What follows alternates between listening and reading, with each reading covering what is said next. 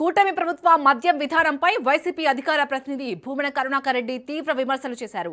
మద్యం సవరణల్లో భాగంగా ప్రభుత్వం తీసుకొచ్చిన జీవో 535 ద్వారా 5,000 రూపాయలకు పైబడిన మద్యం బ్రాండ్లకు అనుమతులు ఇవ్వడాన్ని ఆయన తప్పుపట్టారు. రాష్ట్రంలో ప్రీమియం లిక్కర్ను ప్రోత్సహిస్తూ విచ్చలవిడిగా మద్యం విక్రయాలు జరుగుతున్నాయని ఆరోపించారు.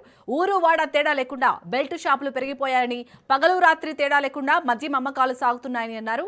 మద్యం ఆదాయం పెంచుకోవడమే ప్రభుత్వ లక్ష్యంగా కనిపిస్తుందని విమర్శించారు.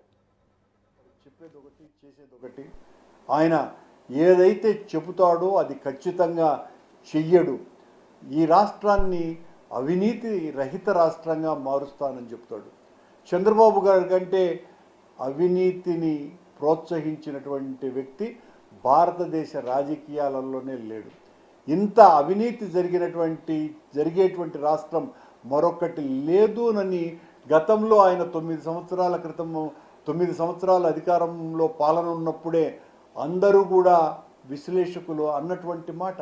ఆ తర్వాత 14-19 కాలంలో విచ్చలవిడి అవినీతి జరిగింది. దాదాపు 10 లక్షల కోట్ల రూపాయల లూటీ చేసినారు అనేటువంటి ఆరోపణలు వచ్చే ఆయన చిత్తుగా 23 సీట్లకు పరిమితం అవ్వటం జరిగింది. ఈ రోజున అబద్ధపు హామీలతో అధికారంలోకి వచ్చిన తరువాత ఆయన ప్రజలు నమ్మి ఆయన మోసపూరితమైనటువంటి మాటల్ని నమ్మి అధికారం ఆయనకు కట్టబెడితే ఈ రోజున ఒకవైపున అవినీతి, మరొక వైపున మద్యం ఏరులై పారటము, మరొక వైపున గంజాయి ధూపపు పొగలతో యువతనంతా కూడా ముంచెత్తటంతో మునిగి తేలుతోంది ఈ రాష్ట్రం అనటంలో ఏమాత్రం కూడా సందేహం లేదు, అతిశయోక్తి లేదు.